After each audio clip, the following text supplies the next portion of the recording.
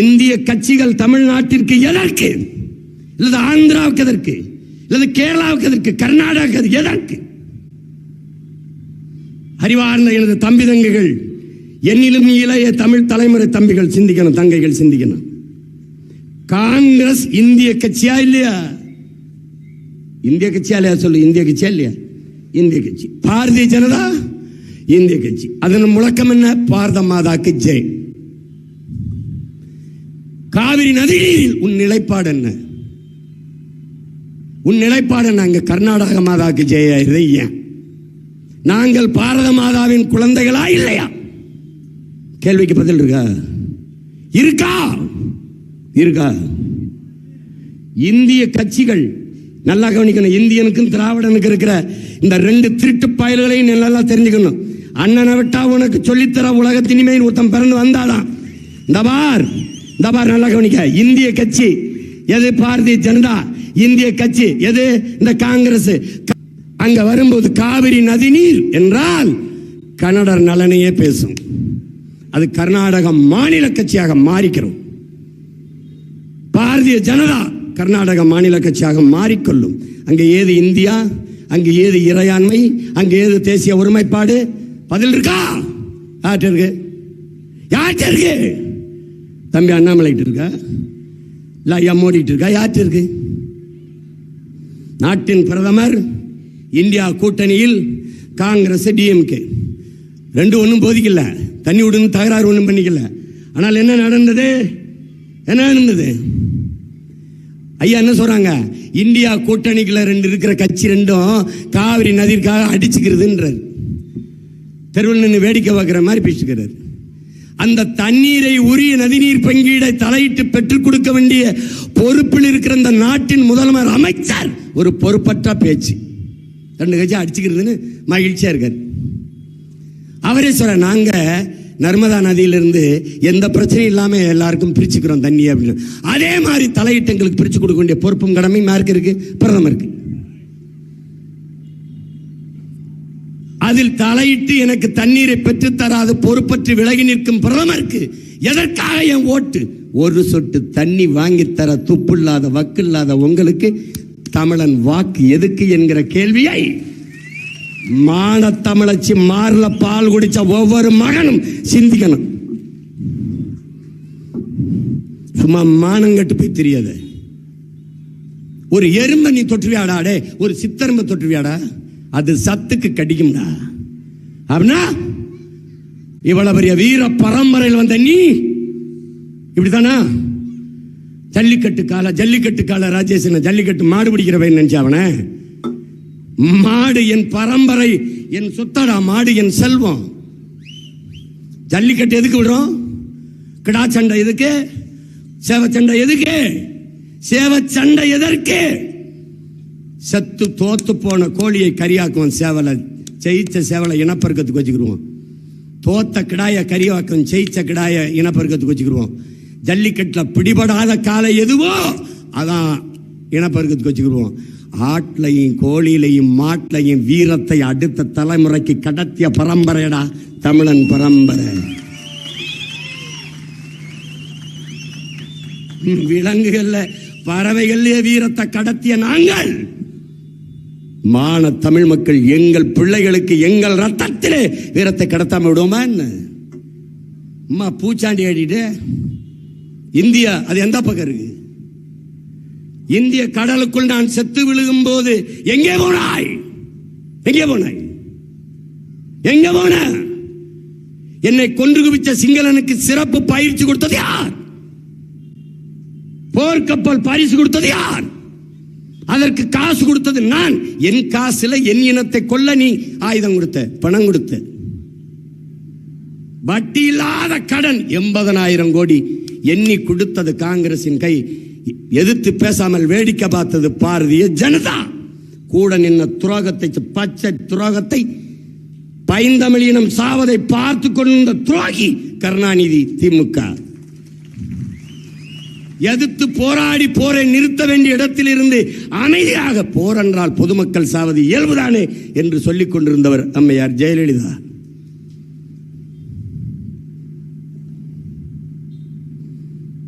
எப்படி இருக்கு?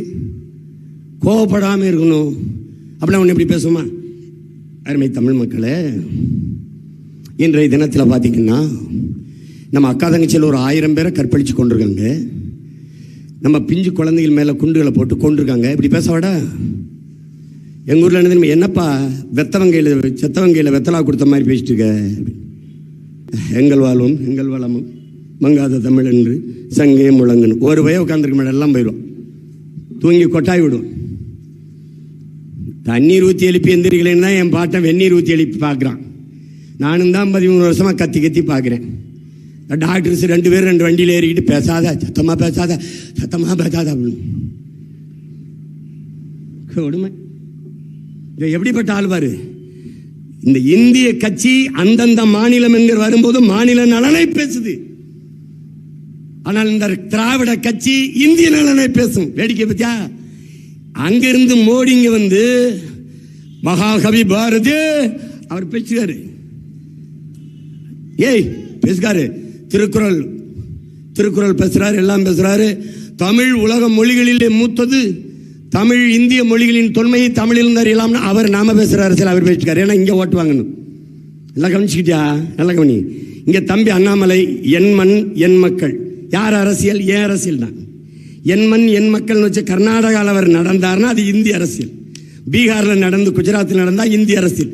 அது ஏன் நாடு தமிழ்நாட்டில் என் மண் என் மக்கள் நடந்தா அதுதான் தமிழ் தேச அரசியல்.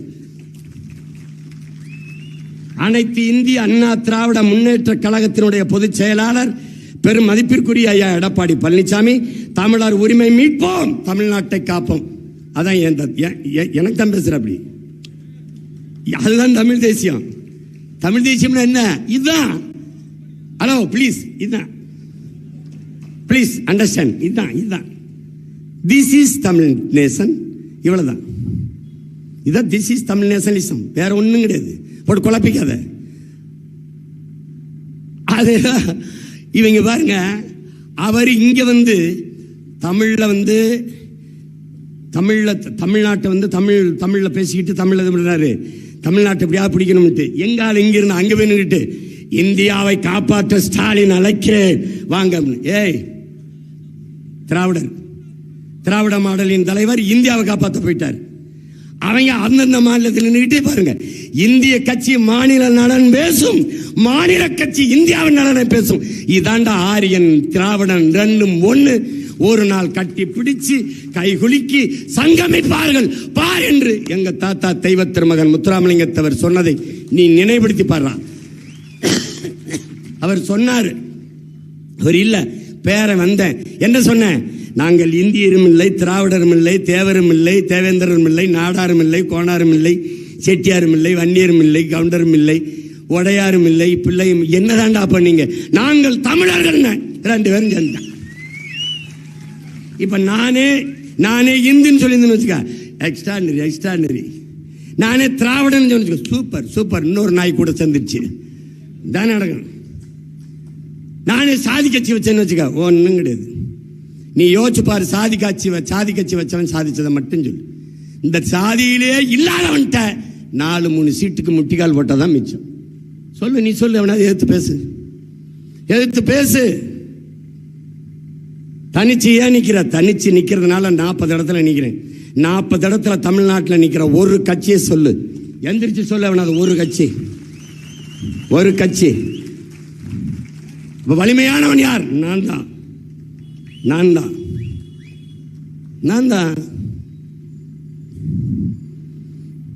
அது சும்மா அம்மா நிக்கிறாங்க மம்தா இந்தியாவில். அதுக்கப்புறம் கெஜ்ரிவால் போட்டிட்டாரு, தனிச்சு நின்று ஜெயிச்சாரு. எவனுக்கும் வீரம் இல்லை, நம்பிக்கையும் இல்லை. போட்டியிட சொல்லு பார்ப்போம். ஏன் நிற்கிறா சீமான்? எங்கள் முன்னவர்கள் வந்தவர்கள் எல்லாம் சில பகுதி கட்சி தொகுதி கட்சிகளான் என்று தோற்று போனார்கள். மாப்போசி, என் கட்சியின் தோற்றுனர் ஆதித்தனார், கியாபி விஸ்வநாதம், அண்ணல் தங்கோ, திருவிக்கா, மறைமல்லடிகள் போன்ற மாபெரும் எதிர் சோமசுந்தர பாரதி ஒரு எண்ணற்ற மக்கள் வந்தான் தமிழ் தேசிய அரசியல். ஏன் பேர மாதிரி நிக்க முடியல? நிக்கல, அதனால போயிட்டான்.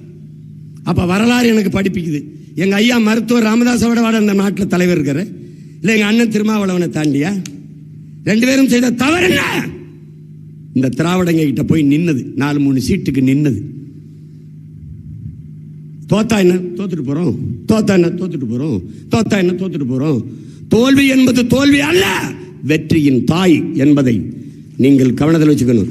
வெற்றி என்பது தோல்வியின் குழந்தைதான் என்பதை கற்றறிந்த பெருமக்கள், இளைய தலைமை பிள்ளை, தத்துவங்களை படியுங்கள். இதுதான் ஆக சிறந்த தத்துவம். தோல்வி சொல்கிறது என்னை தொட்டுவிட்டு சென்றவன் தோற்றதாக வரலாற்றில் செய்தில்லைங்குது. வெற்றி எப்போதும் உன்னை சிரித்து மகிழ வைக்கும், தோல்வி எப்போதும் சிந்தித்து வெல்ல வைக்கும். எளிதில் வென்றவனின் இதயம் பூவை விட மெல்லிதாக இருக்கும். தோற்று தோற்று தோற்று போய் வென்றவனின் இதயம் இரும்பை விட கடினமாக இருக்குங்கிறான். இப்ப எனக்கு வெற்றி வந்தா அப்படி இருக்கும், நான் எவ்வளவு கடினப்பட்டு இவளை தொடுத்தேன் பாரு. பார்த்தவன ஃபர்ஸ்ட் சைட்டுங்கிற லவ் அட் ஃபர்ஸ்ட் சைட்னு பார்த்தவன ஒரு பொண்ணு உனக்கு அந்த பொண்ணோட அருமை தெரியாது. ஆனால் ஒரு 5-6 வருஷம் பின்னாடி இப்படி சுத்த விட்டு அலைய விட்டு அப்படியே இது பண்ணி அவளுக்கு செருப்படி வாங்கி விளக்கு மாத்தடி வாங்கி காரி மூஞ்சில துப்பி அதுக்கப்புறம் ஐ லவ் யூ நான் வச்சுக்க. அந்த காதலின் ஆழம் டெப்த் இருக்குல்ல, அதான்டா டீப் லவ். என் தம்பி சிரிக்கிறான், அண்ணன் என்னடா லவ் எல்லாம் பேசுனேன். இவங்க மேலர்கள் அவ்வளவுதான்டா இந்த கத்திக்கிட்டு இருக்கீங்க. ஐயோ என்ன பத்தாம், ஐயோ என்ன பத்தாம்மா, ஐயோ நேரம் வேற ஓடுது. ஐயப்பா எதுவும் ஓட மாட்டேங்குது, நேரம் தான் ஓடுது. அதனால அறிவிச்சிறந்த பெருமக்கள் இந்த 2 கட்சியுமே நீங்க நல்லா கவனிங்க. ஐயா ஸ்டாலின் இந்தியாவை காப்பாற்ற வாருங்கள், உங்கள் ஸ்டாலின் அழைக்கிறேன் அப்படிங்கிறார். அவர் சொல்றாரு பாருங்க, விவசாயிகளை தீவிரவாதிகள் போல நடத்துகிறார் மோடி. ஐயா இவர் சிப்காடுக்கு எதிராக திருவண்ணாமலையில் விவசாயிகள் போராடிட்டாங்க. விவசாயிகள் மேல 7 பேர் மேல குண்டாஸ் போட்ட மேதை சொல்றாரு அவரு தீவிரவாதி போல நடத்துறாரு. அதை சொல்வதற்கு இந்த நிலத்தில் தகுதி உள்ள ஒருவன் நான்டாருங்க, நீங்க சொல்லாதீங்க. 7 பேர் மேல குண்டாஸ் போட்டு உள்ள வச்சுட்டு ஒவ்வொரு நாளும் தீ குளிச்சு புனிதர் வருவாங்க. அப்படியே செய்த தீ குளிச்ச மாதிரி நான் நல்லவன்.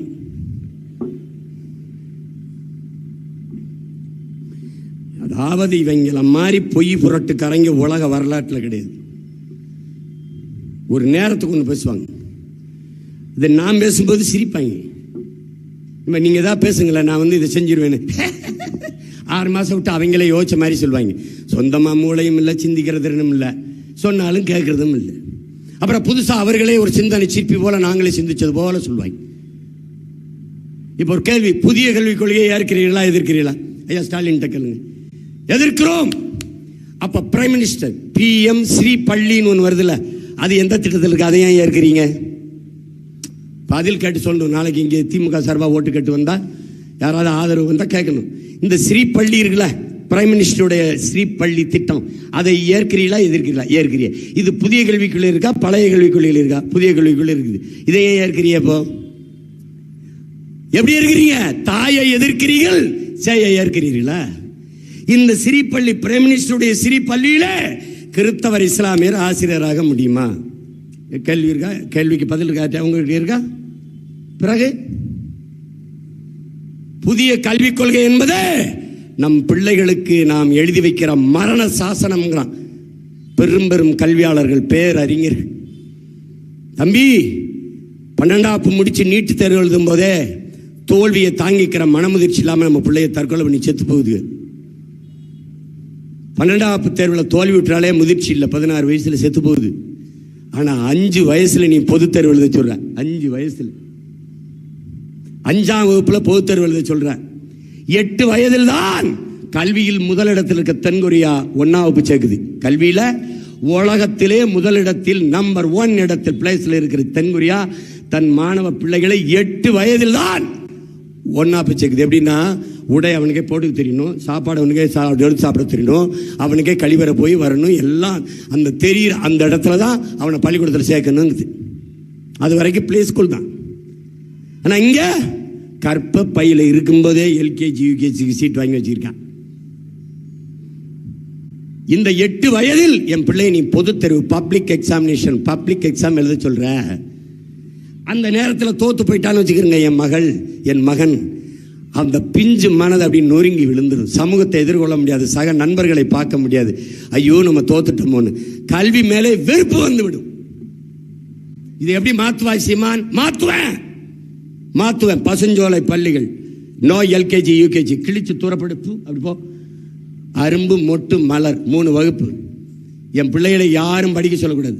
என் பிள்ளைகளை பெற்றோரும் ஆசிரியரும் படிக்கணும். 3 வயசு முடிஞ்சா 6 வயசுல ஒன்னா போய் சேர்ப்பேன். 3 வயசுல எடுப்பேன், 6 வயசுல ஒன்னா போய் சேர்ப்பேன்.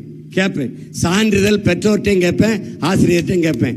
யாரு தமிழ் அமுது, இவளுக்கு என்ன பிடிக்குது, என் பொண்ணுக்கு என் செல்லத்துக்கு என்ன பிடிக்குது, பாட்டு பாடுறதுல ரொம்ப விருப்பமா இருக்கா, அப்படியா பாட்டு படிக்கிறதா, பாட்டு கத்துக்கிறதா கல்வி அவளுக்கு.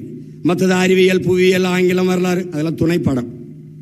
இந்த எல்லா பாடத்திலையும் ஃபெயில் ஆயிட்டாலும் அவ ப்ரொமோட்டட் பாஸ். ஆனா அவ முதன்மை பாடம் எடுத்திருக்காருல பாட்டு கத்துக்கிறது, அதுல தோற்றக்கூடாது. கல்வி என்பது சுகம், சுமை அல்ல. நல்லா விளங்குதா? அதை நான் சொல்றது இப்போ உனக்கு புரியாது. நான் செஞ்சு காட்டும் போது சர்தான் அண்ணன் சொன்னதும் நீ ஒன்று ரொம்ப விளாம்போடி யோசிக்காத. உனக்காக நான் ரொம்ப யோசிச்சு மண்டையில் பாதி முடி கொட்டி போச்சு. இப்போ நீ என்ன செய்ய, எனக்கு ஒரு ஓட்டை போட்டு நிம்மதியாக வீட்டில் போய் படுத்துக்க, நாட்டை என்கிட்ட கொடு, மீதியை நான் பார்த்துக்கிறேன். நீ அண்ணன் காவிரியில் தண்ணி வரணும், குண்டாரை இணைக்கணும்னு, அதை இணைக்கணும்னு, அண்ணா அப்படி ஆயிடுச்சுன்னு இப்படி ஆயிடுச்சுன்னு, உன்னை விட தான் நான் அதிகமாக பாதிக்கப்பட்டு நிற்கிறேன், பார்த்துக்கிட்டு இருக்கேனே. எனக்கு என்ன புதுசா நீ மனு போடுறது, மனு கொடுக்கறது, அதெல்லாம் நான் பார்த்துப்பேன். இந்த கட்சிகளை அடையாளம் கண்டுக, எல்லா பயிலையும் ஏமாற்றுக்காரன். அதுல இந்த இந்திய கட்சிகள் நமக்கு முதல் பரம்பரை எதிரி. காங்கிரஸ் நம்ம இனத்தை கொன்ற பகைவன், வரலாற்று பகைவன். பாரதிய ஜனதா மனித குலத்தின் பகைவன். இந்த 2 பேரும் நமக்கு பொது எதிரி தான். இவன் கொன்னா நம்ம இனத்தவன் கூட நின்று வேடிக்கை பார்த்தான். இந்த திமுக கூட நின்று துரோகத்தை செஞ்சான். உங்க எல்லாத்தையும் கேட்கிறேன், மான தமிழ் மக்களே, என் தம்பி பாலச்சந்திரன் என் ராணுவ கஸ்டடி என்ற செய்தி, சிங்கள ராணுவ கஸ்டடி, இந்த செய்தி தமிழ்நாட்டு உளவுத்துறைக்கு, தமிழ்நாட்டு அரசுக்கு, இந்திய உளவுத்துறைக்கு, இந்திய நாட்டின் பெரும் தலைவர்கள், குறிப்பாக சகோதரர் ராகுல் காந்தி, அந்த குடும்பத்தில் இருக்க பிரியங்கா காந்தி, இங்கே தமிழ்நாட்டை ஆண்ட முதலமைச்சர் ஐயா கருணாநிதி, இவர்களுக்கு தெரியுமா தெரியாதா? ஒரே கேள்வி, பொது மேடையில் தானே கேட்கிறேன். இதே மாதிரி பொது மேடையில் நல்ல ஆண்மக்கள் பதில் சொல்லுங்க, தெரியுமா தெரியாதா? ராஜீவ் காந்தி குடும்பத்திலே, பிரபாகரன் குடும்பத்திலே ஒருவர் கூட உயிரோடு இருக்கக்கூடாதுன்னு சொன்னவன் எவன்? சொன்னீங்களா இல்லையா?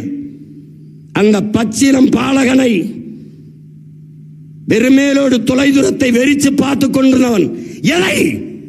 என் இத்தனை லட்சக்கணக்கான சித்தப்பாக்களே, பெரியப்பாக்களே, என் அண்ணன்களே, தம்பிகளே, என் பெரியம்மா சின்னம்மாக்களே, நான் நிற்கதியா நிற்பதை பாருங்கள்.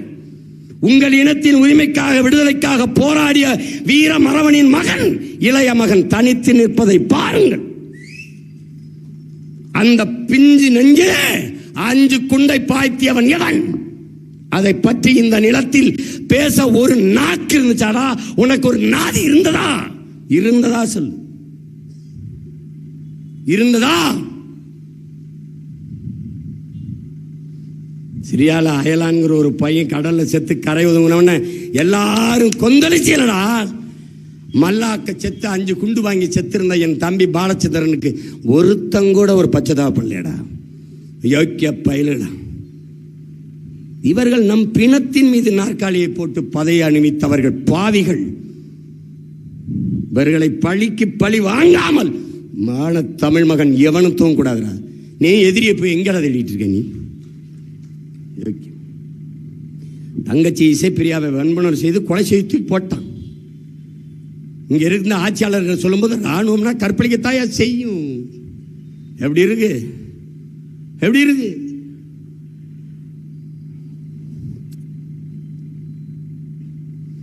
நமக்கு ஒரு காலம் வராமலா போகும்? அது வராது. நாம உருவாக்கும், நமக்கான காலத்தை நாம உருவாக்கும். நீ எதை பற்றியும் கவலைப்படாத. நீ என் தம்பி ராஜேஷுக்கு இந்த மைக் சின்னத்தில் ஒரு ஓட்டை போடு. நீ என் பேச்சை கேட்டு போற மட்டும் இல்லை, போய் பார்க்குற எல்லாருக்கும் ஒரு தடவை சீமானுக்கு போடுவோம்டா. டேய், அவன் சின்னத்தை எடுத்துக்கிட்டு அவனை படாத பாடுபடுத்துறாங்க, என்னையை ரைட போடுறாங்க.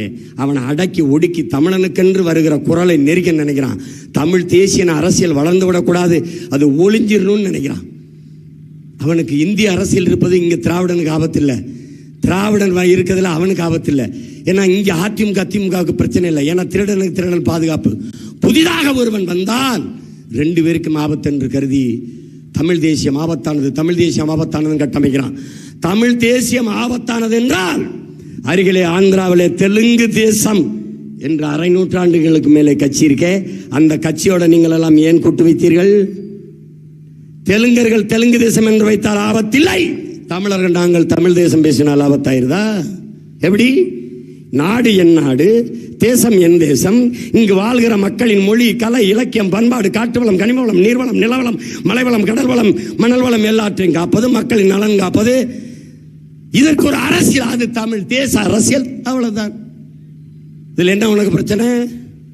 என்ன பிரச்சனை? என்ன பிரச்சனை? பயம். தடவி கொடுத்து விளையாடிட்டு இருந்தீங்கல்ல, பச்சை மட்டையோட வச்சு வெளுத்து விட்டுங்கிற பயம். என் அன்பு தம்பி ஜல்லிக்கட்டு ராஜேஷ், வீரக்கலை மீட்பு கழகத்தின் தலைவன், தமிழர் பாரம்பரிய வீர கலைகளை செத்து போக விடாமல், வீழ்ந்து விடாமல் மீட்டுருவாக்கம் செய்ய வேண்டும் என்று துடிக்கிற இளைஞன் என் தம்பி ராஜேஷ் அவர்கள். அவருக்கு நீங்கள் செலுத்துகிற வாக்கு என்பது தமிழர் மானம், வீரம், அறம் எல்லாவற்றையும் காக்கும், மொழி காக்கும், இனம் காக்கும், மண் காக்கும், மானம் காக்கும், தமிழ் மக்களின், தமிழ்நாட்டு மக்களின் நலன் காக்கும் என்பதை கவனத்தில் வைத்து உண்மைக்கு, நேர்மைக்கு, தூய்மைக்கு, எளிமைக்கு, எல்லாவற்றையும் மாற்ற துடிக்கும் எளிய தலைமைக்கு, மக்களின் நன்மைக்கு மைக் சின்னத்திலே வாக்கு செலுத்தி வெற்றி பெற செய்யுங்கள்.